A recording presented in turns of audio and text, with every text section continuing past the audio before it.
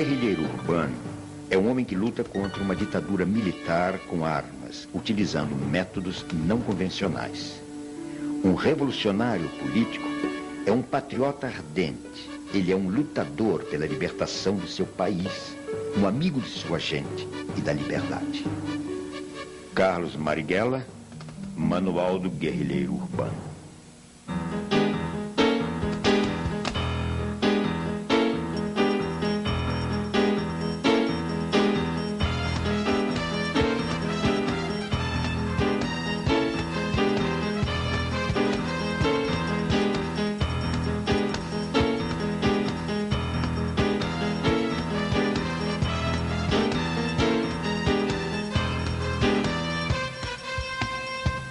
Poeta, estudioso, né? Rebelde, brincalhão, duro, coerente.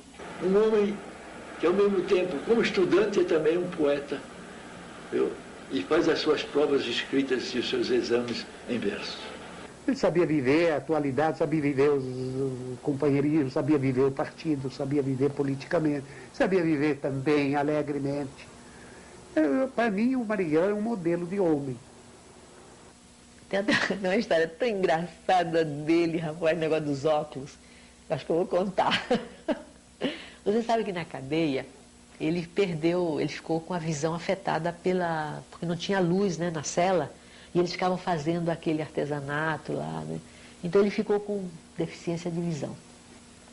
Quando ele saiu, ele teve que fazer óculos. E ele odiava os óculos. Não gostava. Mas não tinha jeito, né? Ele estava míope, etc. Então... Só que ele, como ele não gostava, ele vivia tirando os óculos. E aí perdia, quebrava, caía, né? Mas ele tinha uma raiva dos óculos que você não pode imaginar.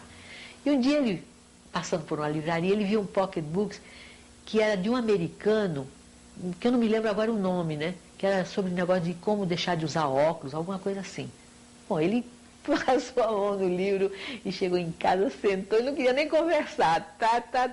Leu tudo. Quando terminou, disse assim: primeira vez que eu concordo com o americano.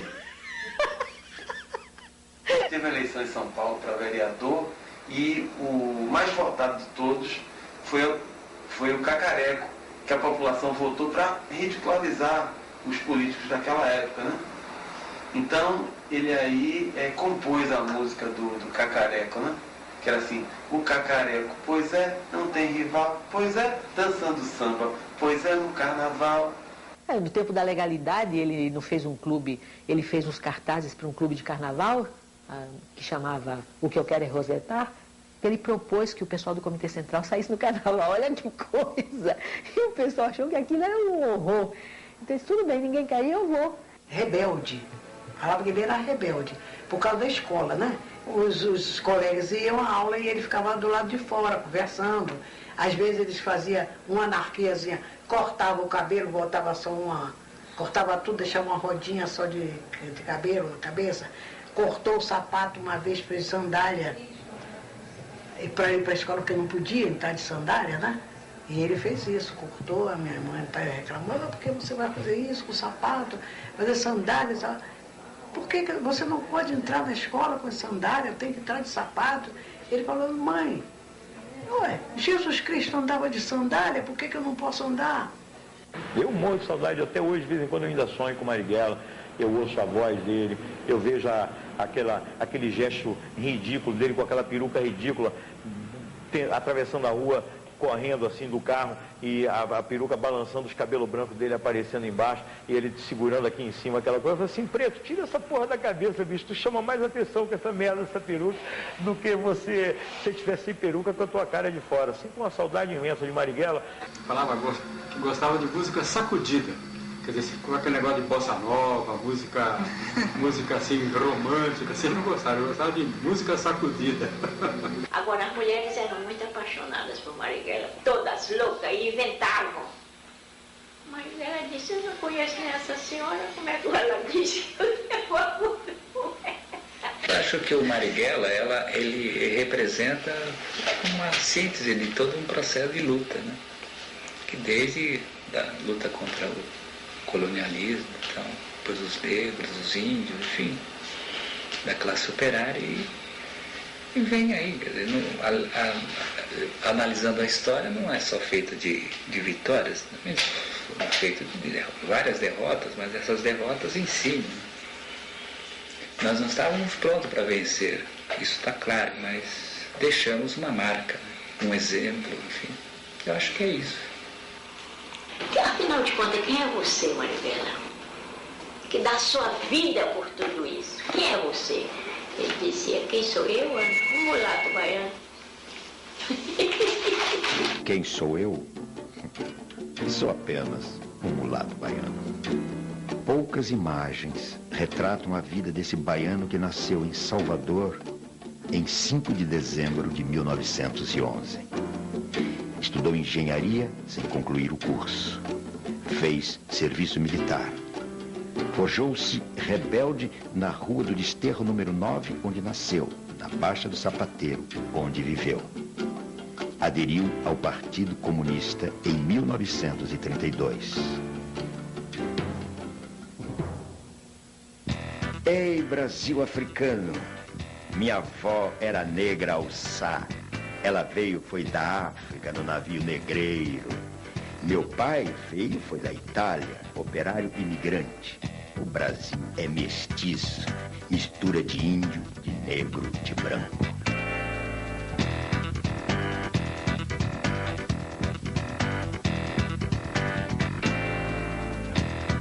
Quem fez o Brasil foi o trabalho de negro, de escravo, de escrava, com banzo, sem banzo. Mas lá na senzala, o filão do Brasil veio de lá, foi da África.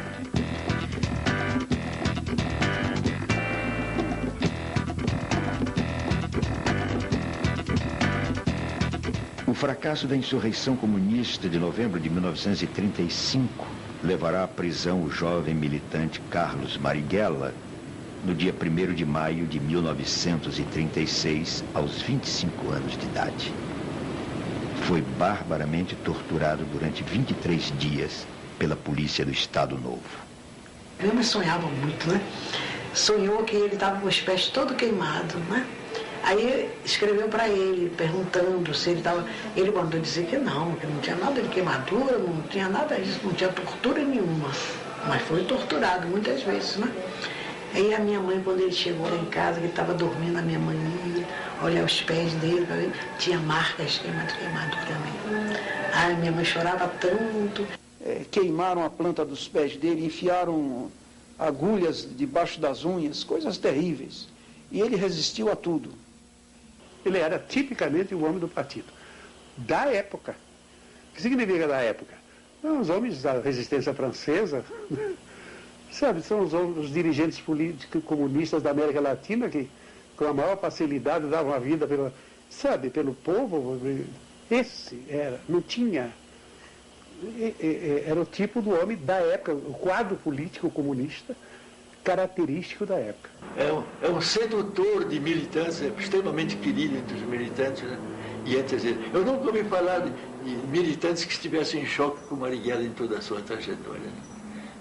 Aquela pessoa que aceitava que a gente contestasse. Ele podia até responder a essa contestação. Porque ele dizia, por que nós falamos em crítica e autocrítica e não deixamos as pessoas criticarem? A queda da ditadura de Vargas e o fim do Estado Novo levaram por um curto período o Partido Comunista à legalidade. Marighella será eleito deputado constituinte, onde foi um dos mais ativos parlamentares. Essa a nós a certeza, e ao povo brasileiro também, de que conseguimos sair do regime dos decretos-leis, que conseguimos sair do regime da opressão, conseguimos sair do regime do arbítrio dos ditadores e do arbítrio pessoal da vontade de um só homem. Resta agora que trabalhemos organizadamente, todos nós, o povo todo, todo o proletariado, que os trabalhadores procurem organizar-se sindicalmente, que o Congresso Sindical dos Trabalhadores possa cumprir as suas finalidades e com uma Confederação Geral de Trabalhadores do Brasil possamos fazer com que esta Constituição formada uma Assembleia Constituinte cujos poderes emanaram do povo soberano. Possamos, assim, fazer com que ela seja cumprida e com que seja decidida intransigentemente por todos aqueles que compreendem que o que nos resta é marchar a passos largos para consolidar a democracia em nossa pátria. Muito obrigado, senhor deputado Carlos Marighella, cuja palavra acaba de ser irradiada para toda a nação brasileira no momento exato em que está sendo assinada a nova Carta Constitucional da República do Brasil. Quando ele saiu e foi eleito deputado federal, ele foi no parlamento um revolucionário. Ele usou o parlamento como trincheira de debate, que era a forma de agir naquele momento. Quando voltamos, encontramos um partido comunista legal, anistia, né? Pré-senador, 16 deputados, câmaras de vereadores com maioria de vereadores comunistas, como em Recife, como em Santos, como no Rio de Janeiro e tudo mais, e uma sede legal do Partido Comunista, né? Coisa muito diferente, né, que vamos encontrar. Então eu vou encontrar Marighella como um membro da direção, mas de maneira muito longínqua, porque ele está no parlamento, é aquele jovem parlamentar, viu, inteligente e criativo.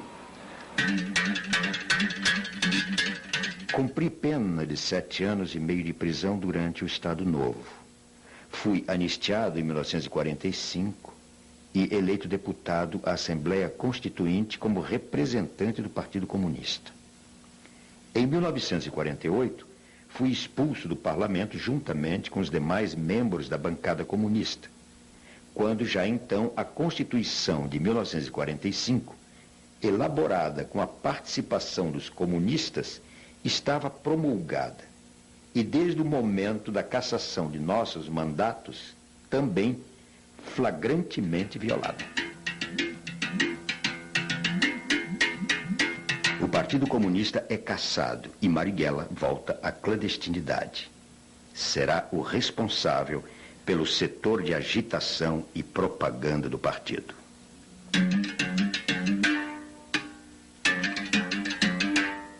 Na clandestinidade, vai viver com a militante comunista e aeromoça Clara Scharf, companheira até o final da vida. Na circunstância da clandestinidade, ele com mandato de prisão e eu também, não podia, né? Então a gente teve que... A gente considerou que aquilo era um casamento. O casamento legítimo era o casamento do amor, né? Então não tinha papel nenhum. Mas quem disse a você que tinha fotografia? O menino não podia ter fotografia de ninguém. Se a polícia chegasse lá, pegava você e pegava as fotos das pessoas da família. Você não podia ter nada. Levava um pouco de roupa quando podia, né?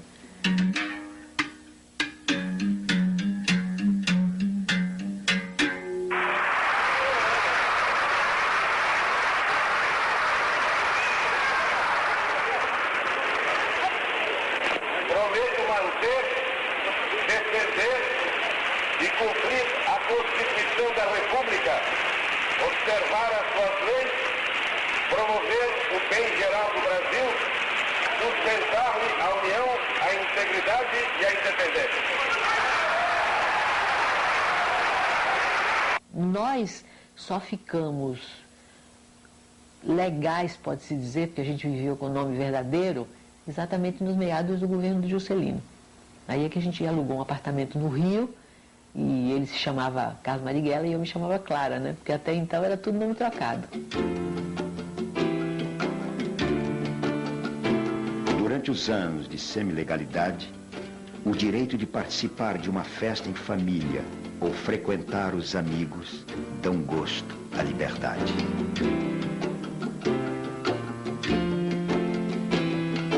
A desestalinização pega Marighella no contrapé. Fica surpreso com a denúncia dos crimes de Stalin. Ele chorou. Uma coisa que difícil de acreditar, né? Marighella chorando, né? Mas ele...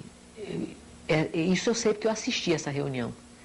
Quando os jornais começaram a publicar a denúncia do relatório do Khrushchev, né?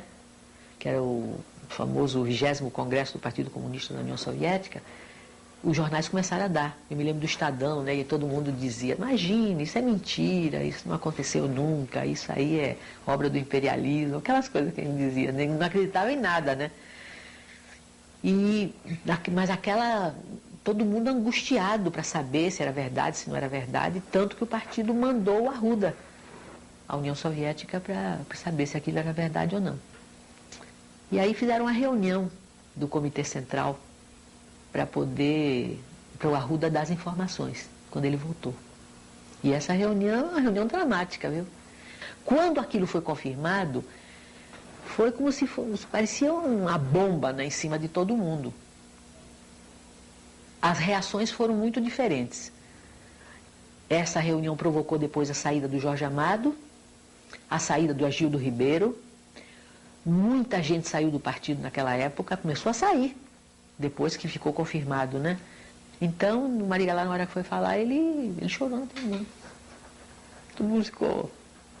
Até o Agildo veio conversar com ele, o Astrogildo, né? Ele ficou, mas quer dizer, era um choro de... Sabe quando você acredita numa coisa, que depois você vê aquilo ruir? Ele não podia imaginar que o socialismo fosse capaz de fazer aquilo.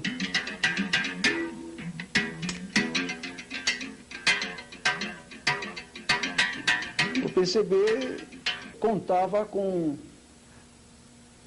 o seu fortalecimento no quadro das forças que apoiavam Jango, o que lhe daria a recuperação do estatuto de partido legal, que ele ainda não conseguiu ser, e de aumentar, é claro, a sua influência, que naquele período, naquele momento, era grande no meio da esquerda.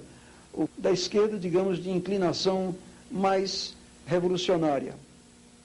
Com o alto testemunho da nação e com a solidariedade do povo, reafirma seus propósitos inabaláveis de lutar com todas as suas forças pela reforma da sociedade brasileira, não apenas pela reforma agrária, mas pela reforma tributária, pela reforma eleitoral ampla, pelo voto do analfabeto, pela elegibilidade de todos os brasileiros, pela pureza da vida democrática, pela emancipação econômica, pela justiça social e ao lado do povo, pelo progresso do Brasil.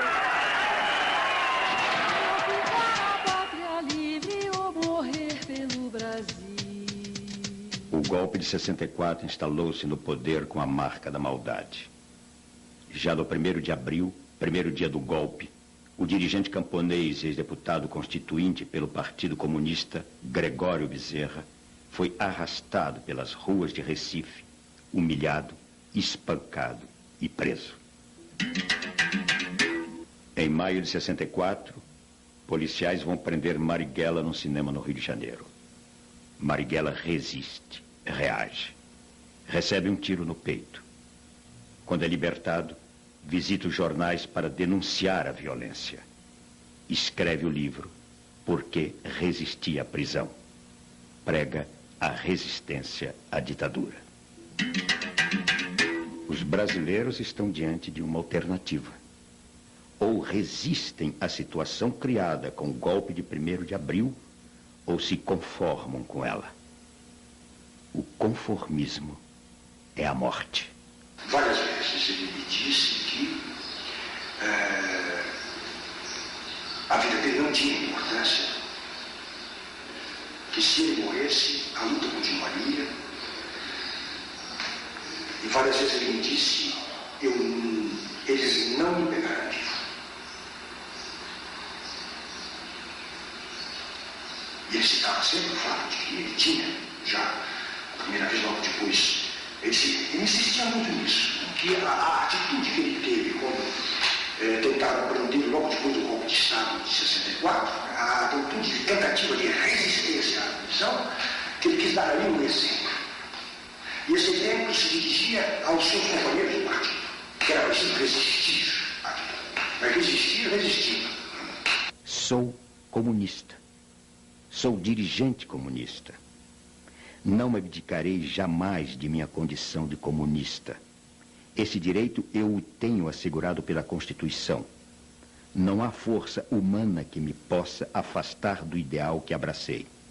É uma questão de convicção.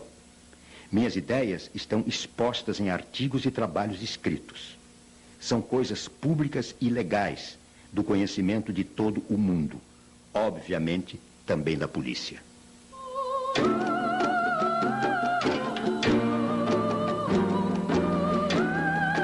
Os anos 50 e 60 marcarão as lutas de independência dos países da Ásia, África e América Latina.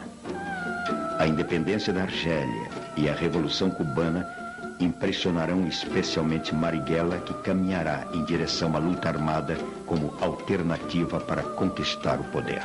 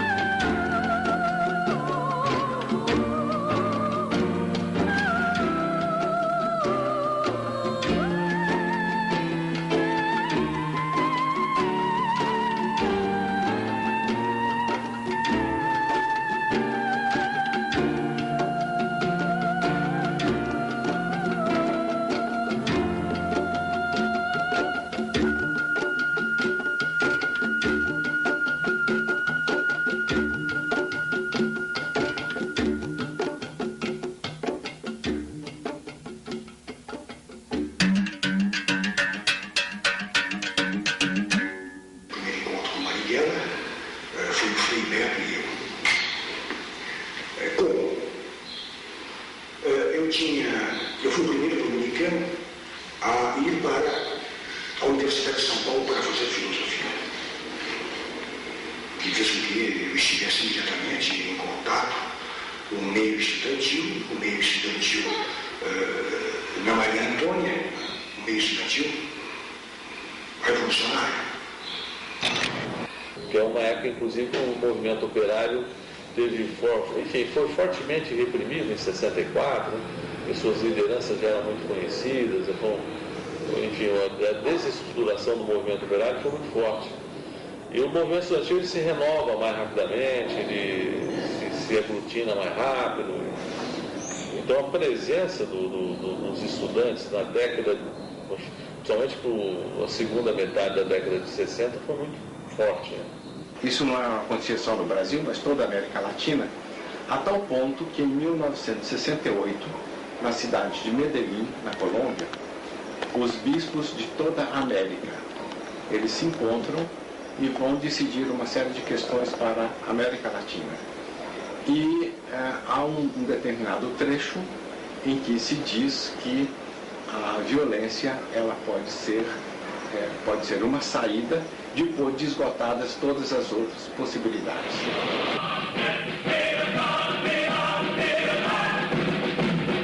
No hay duda que la ola se ha vuelto muy importante. Nos encontramos sentados frente a Marighella, nos hable acerca de la situação atual em seu país.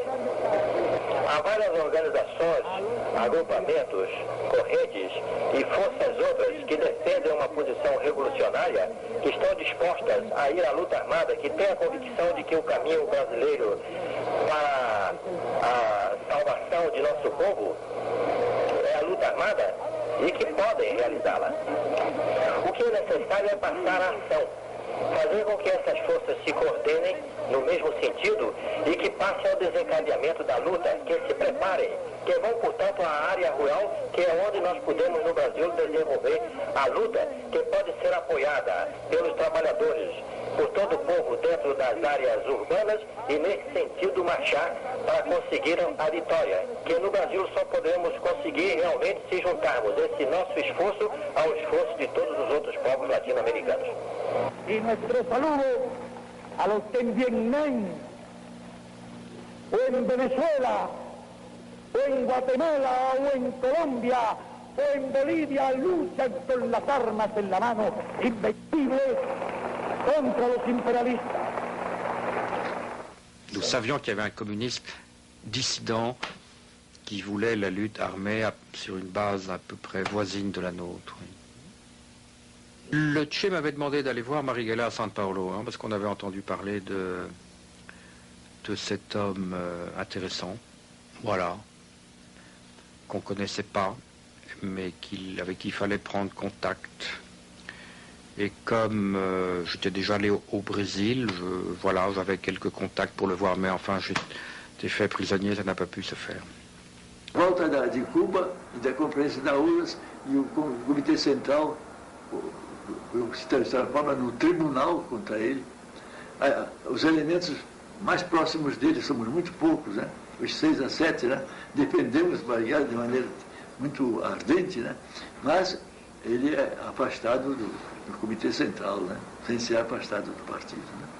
E nesse momento ele já prepara a luta armada numa organização independente. E inicialmente ele colocou a Clara na minha casa, na nossa casa, né? A Clara. E depois, posteriormente, eu aluguei um apartamento na Martim Francisco, onde também ele ficava sozinho, né? E às vezes eu ia pegá-lo e eu levava até a minha casa, que era na São Vicente de Paula, onde eu morava com minha mulher, minha filha. O outro apartamento era só um aparelho, né? Às vezes eu levava minha mulher, minha irmã, coisa assim, para o porteiro de noite pensar que era apartamento de viração, porque senão ficava um homem entra e sai sozinho, fica um negócio meio apartamento pequeno, sabe? Era quarto, sala, né? A não ser ele usava uma peruca simplesmente horrível, né? Ele pegou uma peruca de mulher, cortou, né? Quer dizer, de noite não dá para ver, mas de dia realmente era Foi a sua apesar de que ele andava mais, era de noite mesmo, né? Só fazia os pontos andando, né? Exatamente para não... Porque a pessoa andando cruza, não chama atenção, né? Como a pessoa fica parada, o outro fica olhando. Conversava de música, sei lá, conversava de poesia. Gostava muito de fazer, né? Ele gostava do Castro Alves, ele ficava conversando assim. Não fazia grandes discussões políticas. Né? A gente vou fazer uma conversa leve, né? Marighella torna-se uma sombra sem imagens. Vai recrutar jovens estudantes e velhos comunistas para organizar a Ação Libertadora Nacional, ALN. Da minha geração que pegou em armas foi fundamentalmente uma luta contra a tirania, contra a ditadura pelas liberdades democráticas. Esse foi o grande fator de unidade do processo. Tanto assim, eu, por exemplo, nunca fui comunista. Claro que nós estudávamos, líamos o Marx, Engels, todas as guerras, enfim, Ho Chi Minh, tudo que podia ser. Che Guevara foi um grande inspirador, né, da maioria dos companheiros nossos, né? Mas não havia, por exemplo, o nosso grupo não tinha uma formação, não foi uma dissidência do Partido Comunista como foi o Marighella, né? Olha, o grande embate da esquerda na época, as grandes diferenças, né, das organizações, estava exatamente nessa questão estratégica. Alguns acreditavam que o momento era para uma revolução socialista e outros acreditavam que o momento era de libertação nacional, mais nacionalista, com a possibilidade de integração, né, de forças anti-imperialistas, nacionalistas e anti-ditaduras. E a ILN acreditava nisso, a Marighella acreditava nisso, nós também. 67, 68 a gente já está em alguma atuação política, crítica à ditadura, mas vai ser mais 68, início de 69 que vai ter a ligação com o Marighella. Primeiro foi o Oswaldo, depois Oswaldo e Beto entraram em contato com, eu acho que chamavam ele na época de Menezes.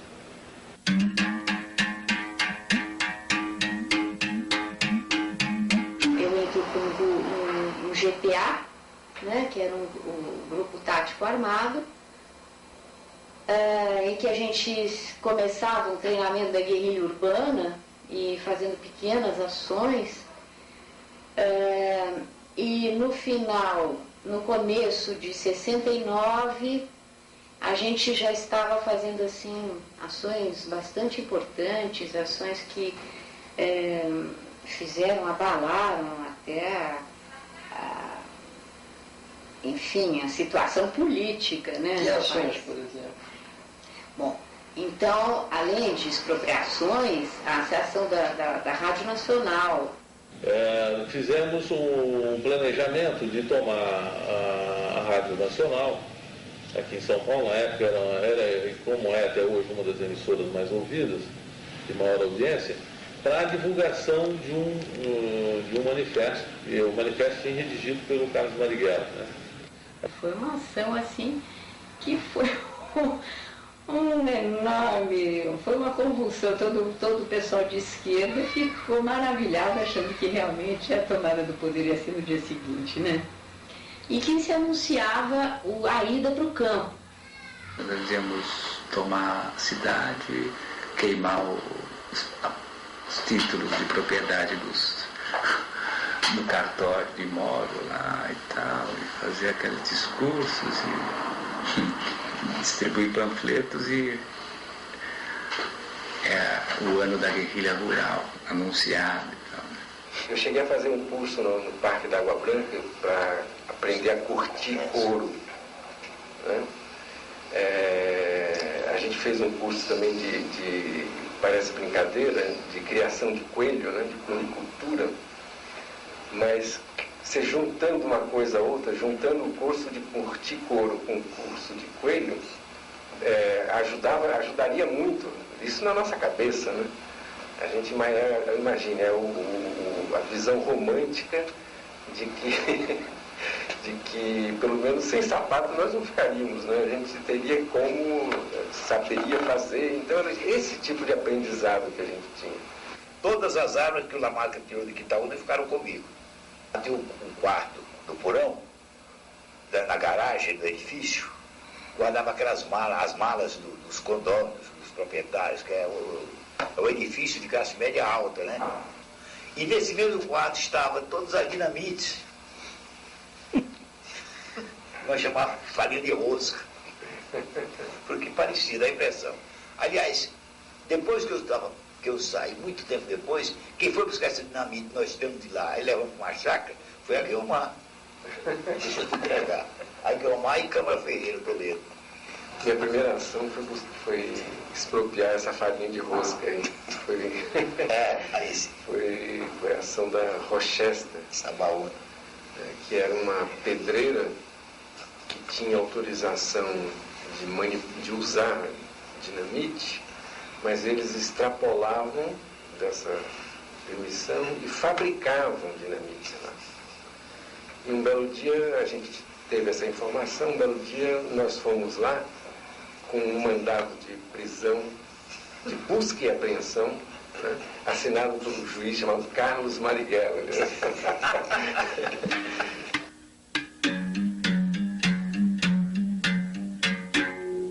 Ele foi capturado, ele não foi sequestrado, né? Sequestro é outro tipo de crime, é um crime comum, né? O que nós fizemos ali com ele foi nós capturamos o embaixador de um país aliado e até mais do que aliado de uma ditadura que oprimia a gente. Então nós não participamos do sequestro. E por necessidade militar da ação, nós o capturamos embaixo, no Botafogo, subimos logo em seguida um morro na Tijuca, né, para poder fazer a mudança de carro. E lá em cima ainda estava se construindo, tinha muita mata ainda, tal. Lá em cima ele ficou preocupado em ser assassinado, em morrer ali. E teve uma reação que foi a pior possível, que foi a de tentar desarmar um companheiro que estava do lado dele, que era o Virgílio. Estava eu e o Virgílio imobilizando ele, né? Ele segurou na arma do Virgílio e começou a se engalfinhar ali, e o desfecho daquilo não ia ser boa coisa, eu raciocinei. Podia ter um tiro acidental ali, lógico, né? Que é frequente nesse tipo de situação. Então eu tive que dar uma coronhada nele para que ele caísse na real, pusesse o pé no chão, né? E eu fiz isso, eu dei essa coronhada nele, ele Na hora ele parou e percebeu e aí a ação se desenvolveu naturalmente. Pois bem, na casa ele me pediu desculpa por ele ter tido aquela reação. É que ele não sabia que nós éramos o grupo que ele estava constatando ser. Não existiu aquela tensão de quem vai matar o embaixador. Não existiu aquilo. Por que não existiu? Porque a ação nasceu vitoriosa. A primeira das exigências da ação era a quebra da censura da ditadura e a divulgação do nosso manifesto. E nós estávamos ainda no percurso indo para casa, o manifesto já estava sendo lido. Quer dizer, antes de nós chegarmos na casa, ou no momento imediato da chegada da nossa casa, nós já sabíamos que a ação tinha sido vitoriosa. Demorou 4 dias em função de toda a tramitação, de toda a negociação que foi sendo feita, né? Da divulgação da lista, do atendimento de outras exigências, enfim. Foi um tempo natural da ação, mas ela foi vitoriosa a partir do primeiro momento. Então não se discutiu nunca a hipótese de matar o embaixador, de a gente ser derrotado naquela ação. E aí isso chamou a repressão, não tínhamos força para aguentar essa. E você pode ver o que o sequestro do embaixador americano foi a gota d'água. Joaquim Câmara Ferreira, o Toledo, era favorável e defendeu isso. Ele falou, então faz. Agora, evidentemente, Marighella tinha uma grandeza política que a partir do momento em que a ação foi feita, ele apoiou a ação. Né? A ação da nossa organização, ele apoiou e conclamou a organização a apoiar. Mas ele defendeu isso, e eu ouvi da própria boca do Marighella que não era momento de se fazer uma ação como o sequestro do embaixador americano que ia assodar o poder contra nós. E foi o que aconteceu. Não é bem assim. Porque ele chegou na reunião realmente criticando a ação, criticando alguns aspectos da coisa. Quais, por exemplo?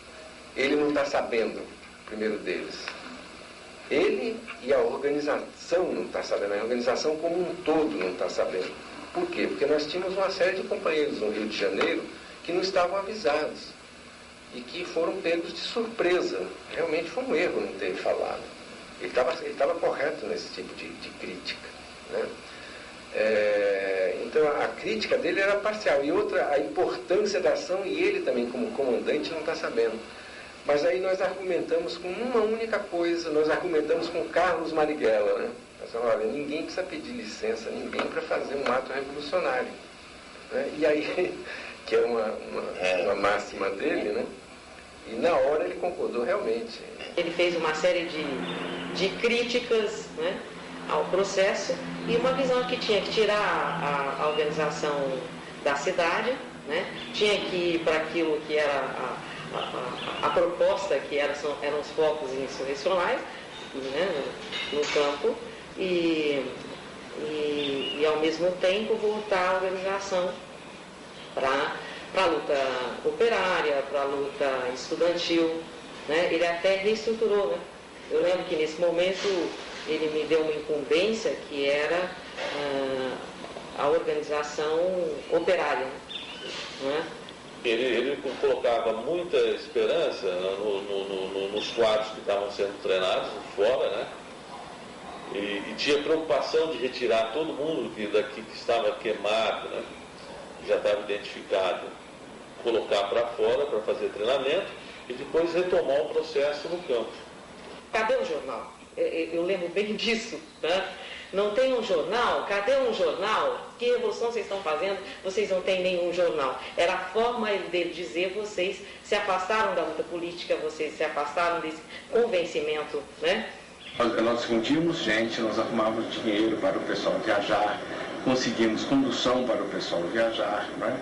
Ajudávamos pessoas que precisavam de tratamento médico e enfim, tudo isso a gente conseguia. Mas isso aí, digamos assim, eram tarefas necessárias, mas não eram as tarefas primordiais. A tarefa primordial era de preparar o cristão, né, um grupo de cristãos, para a militância revolucionária. Quando o GTA caiu, Marighella ficou extremamente preocupado com a situação. Ele ficou muito abalado. Por quê?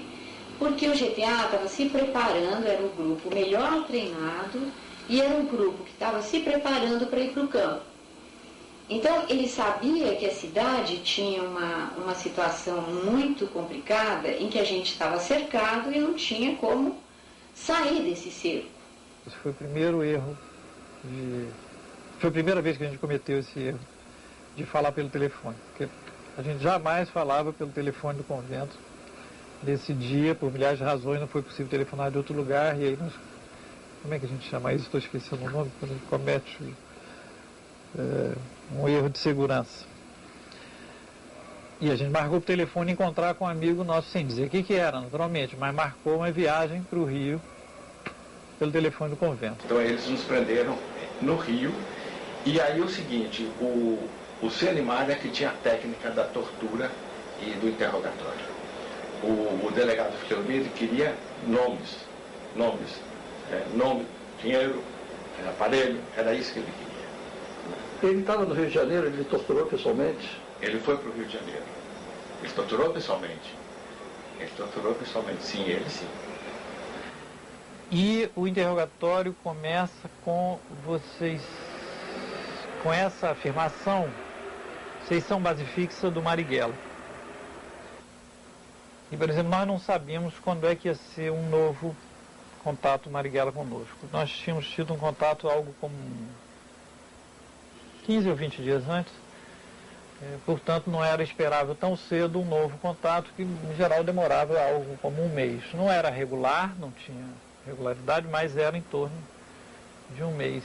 E eles repetiam muito que, mas vocês vão ter contato proximamente, né? Não, vocês vão ter contato proximamente, porque ele está muito perseguido, está muito acuado, vai procurar vocês, vai precisar de vocês.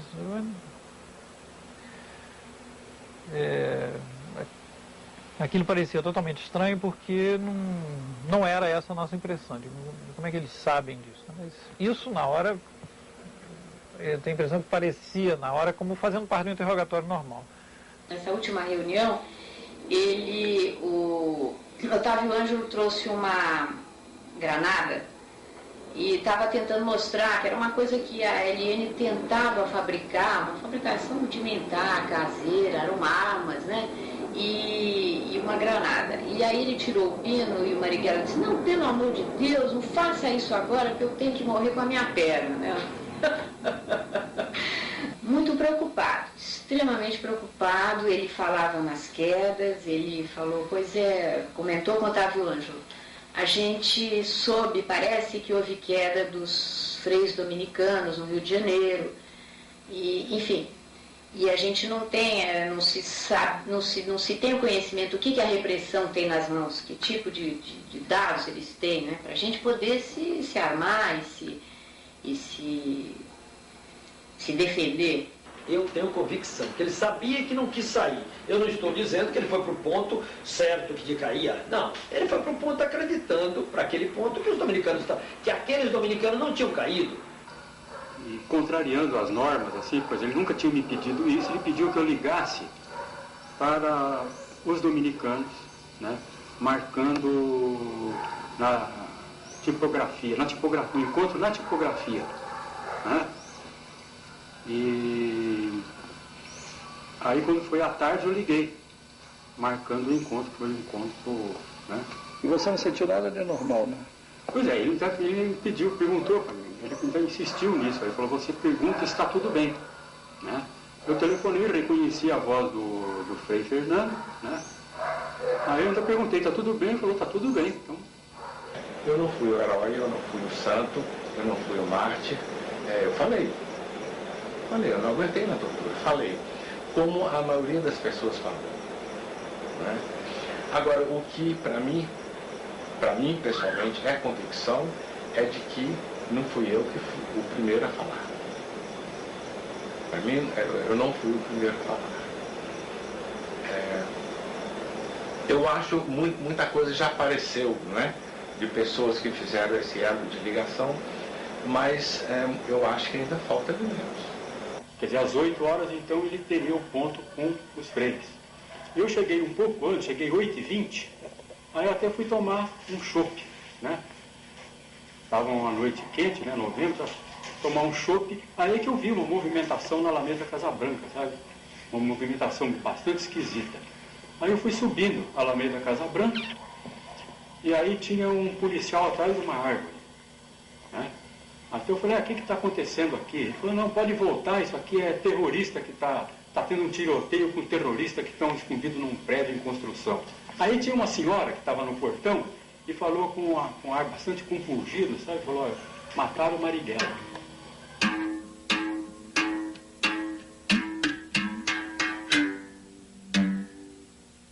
É preciso não ter medo. É preciso ter a coragem de dizer. Há os que têm vocação para escravo, mas há os escravos que se revoltam contra a escravidão. Não ficar de joelhos, que não é racional renunciar a ser livre. Mesmo os escravos, por vocação, devem ser obrigados a ser livres quando as algemas forem quebradas. É preciso não ter medo. É preciso ter a coragem de dizer. O homem deve ser livre. O amor, que não se detém ante nenhum obstáculo e pode mesmo existir até quando não se é livre. E, no entanto, ele é em si mesmo a expressão mais elevada do que houver de mais livre em todas as gamas do humano sentimento. É preciso não ter medo. É preciso ter a coragem de dizer.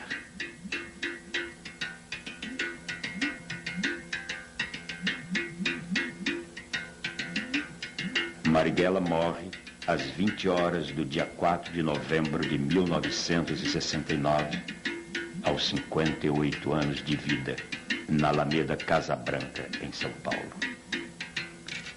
As únicas imagens e movimento de Carlos Marighella até agora conhecidas registram Carlos Marighella morto. A capanga estava com furo, né, que eles atiraram, né? E dentro dessa capanga tinha um aparelho de barbear, que ele carregava, né, quando ele saía, e um lápis, uma coisa qualquer lá para anotar. Não sei se tinha algum documento. E um revólver, o tal do revólver que eles diziam que ele tinha dado tiro. E depois foi feita a análise da arma e ficou provado que ele não tinha usado.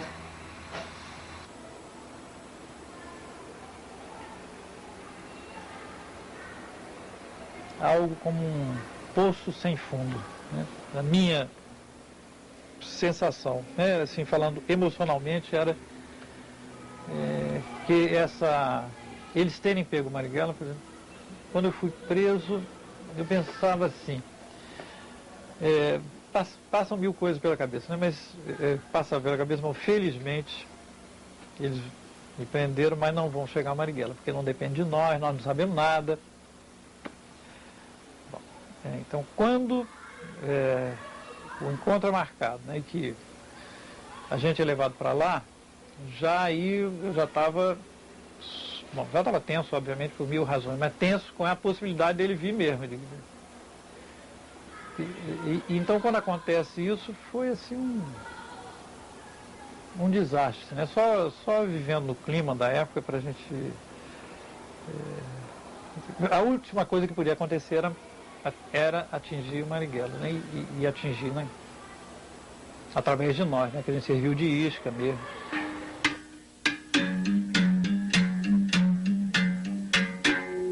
A repressão já estava, em 69, a repressão já está mais sofisticada, já está com o serviço de inteligência melhor, quer dizer, violenta, absolutamente violenta, como é óbvio, mas ao mesmo tempo com o serviço de inteligência mais desenvolvido, orientada pelas escolas, se podemos chamar desta maneira, dos Estados Unidos, escolas de repressão e tortura dos Estados Unidos, porque às vezes a gente esquece isso, né?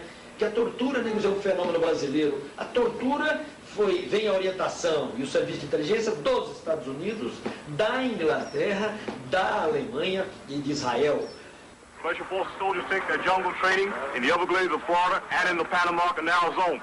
One of the subjects... Os Estados Unidos ensinarão no Panamá sabotagem, atentados e tortura a militares e policiais do continente que farão parte dos grupos de terroristas de Estado que matarão políticos, torturarão militantes e sabotarão a democracia. What's wrong? Doesn't have you. You talk. Sure talk. You on the telephone line. A tortura, ela não é só, ela é moral também, porque eles xingam você de tudo quanto é nome, eles vão dizendo um monte de coisa, eles tentam desestruturar você. Através da tortura física, através do interrogatório, 10 pessoas fazendo perguntas ao mesmo tempo, você não sabe com quem falar, né? E ao mesmo tempo você está levando socos, pontapés, etc. E o choque, principalmente o choque. No momento em que eles faziam uma pergunta, né, eles já davam o choque exatamente para você não concatenar as ideias. Ninguém pode imaginar o que é a humilhação de ser torturado. Não dá para imaginar o que é a humilhação de um outro ser humano te olhando e te fazendo mal, te dando um choque no peito cheio de leite. O que leva um cara a fazer isso? Né? O que leva? Até hoje eu não consigo entender, mas eu não quero conversar com os meus torturadores, eu não quero perguntar, eu não quero saber da vida deles. Não é? Militantes políticos presos com vida são devolvidos às suas famílias mortos em caixões lacrados. As imagens revelam as razões e a forma de ação do Estado repressivo. Revelam quem de fato praticou o terror.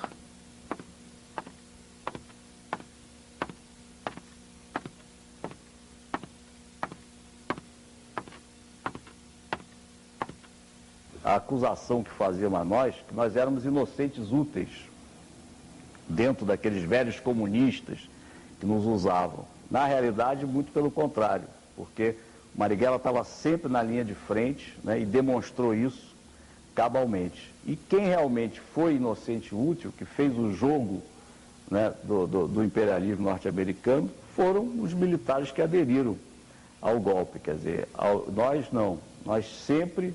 O próprio Marighella, quer dizer, que era um comunista, foi um constituinte comunista, ele tinha uma visão de Brasil, de brasilidade incrível. A violência está aí, é o mar em que a gente nada. Não, hoje, o que falta hoje, eu sinto, é uma proposta política. Porque quem inicia a violência são os ditadores, né? São eles que tomam o poder, usurpam o poder de forma violenta, né? Então a resistência de um povo por liberdade é sempre legítima, né? Tem gente que eu já ouvi dizendo, não, aquilo ali, na verdade, essa geração era autodestrutiva, estava me metendo naquilo como uma forma de autodestruição. Mentira. Se tem uma geração nesse país que não foi autodestrutiva, foi a nossa, que tentou construir alguma coisa. Se você tivesse que refazer tudo, você faria de novo?